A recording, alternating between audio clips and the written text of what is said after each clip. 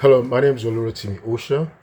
I will be discussing some parts of U.S. history, focusing on intelligence and espionage.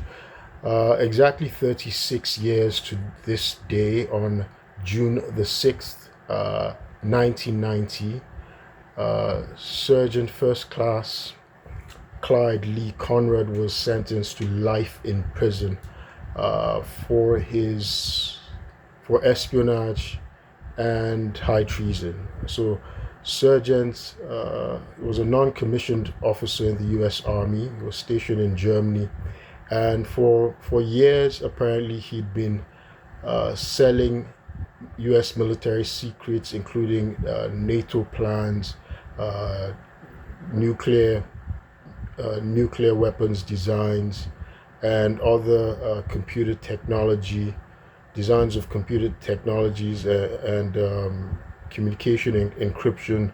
We've been selling all of these, siphoning them off uh, to to the military intelligence of the People's Republic of Hungary. He provided them war plans, NATO's war plans against the Warsaw Pact. Now, it was determined that had war broken out between the US and NATO, between NATO, US was part of NATO, right, and the Soviet Union, USSR, that the the West would have definitely lost. When I say the West, that includes NATO, right? The NATO allies, they would have definitely lost. They would have suffered defeat as a result of the military secrets that Lee Conrad sold to to the Hungarians, which eventually made it to the KGB in USSR. Well, fortunately for the West, of course, the Soviet Union collapsed 2 years after, in 1991. Less than 2 years after. He was sentenced in 1990, June 6, 1990, to life imprisonment. Now, he led a spy ring of at least 12 people in the U.S. Army, including an officer that became a general. He himself had been recruited in the 1970s by his supervisor, his military supervisor, who had been an immigrant, right?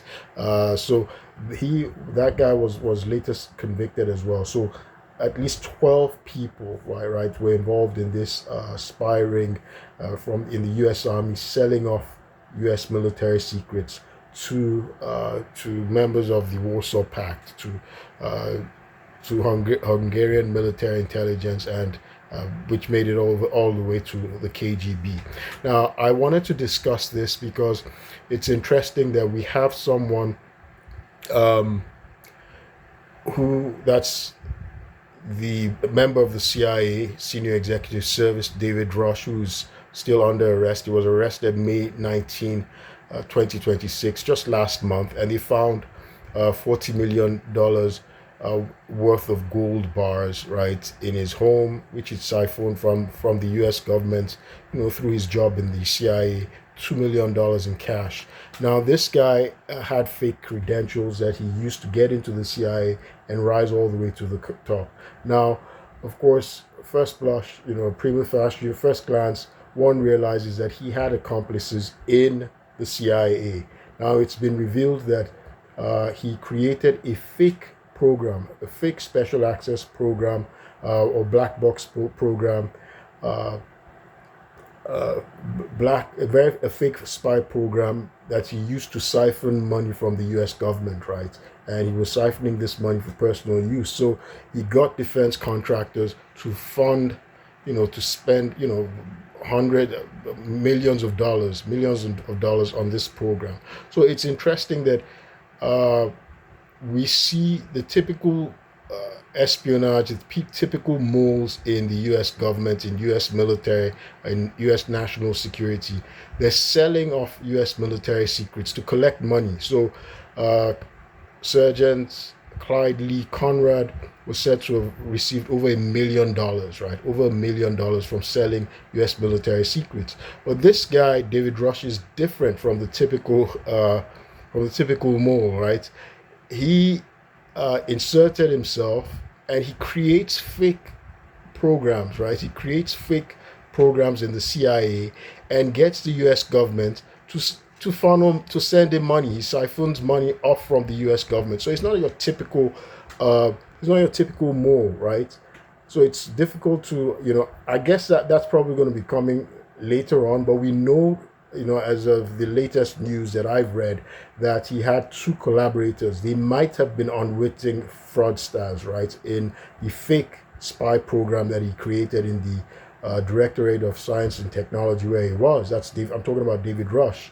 Now, we don't know if those people, they're just his subordinates. They didn't know, and he was just pulling rank over them, which happens in the U.S. Federal Civil Service, unfortunately. But there were clearly other people. I think a theory that I have is there's a bigger mole, right, who got him into the into the CIA, right, and his objective was to embarrass the U.S. government, right? That's a bigger mole, right, who is being controlled by foreign intelligence, or he has sympathies with foreign intelligence, or there could be a bunch of them. They could be sleeper agents who made it into the CIA, and their objective is to embarrass the United States government, right, to cause disaffection, to cause the public to lose their faith, their confidence in the CIA. There are people who want the CIA to be scrapped, and the CIA does a good job in counter espionage, in stopping other, in infiltrating foreign intelligence, in defeating adversaries of the United States. So when you have a mole, right, an insider threat like David Rush, who destabilizes the system, who's stealing from the American government, then he lets the public, raise alarm and say, well, there you see there's this bureaucracy who's really they're no good. Their only purpose is to steal from the United States, from the people of taxpayers in the United States, and create fake programs like David Rush did, and they create problems, they create fires, and then ask for money to put out the fire themselves, right? So that you're gonna have a situation like that, right? So that's another thing that foreign threats want to do, right? Foreign intelligence agencies during the espionage wars between the U.S. and the USSR. That was something the USSR was trying to do. The KGB, they're trying to create a situation where the American public lost confidence in the U.S. government, its agencies, and said, well, the agencies were a threat to democracy, and they were corrupt, and so that's exactly what David Rush, epitomizes right now.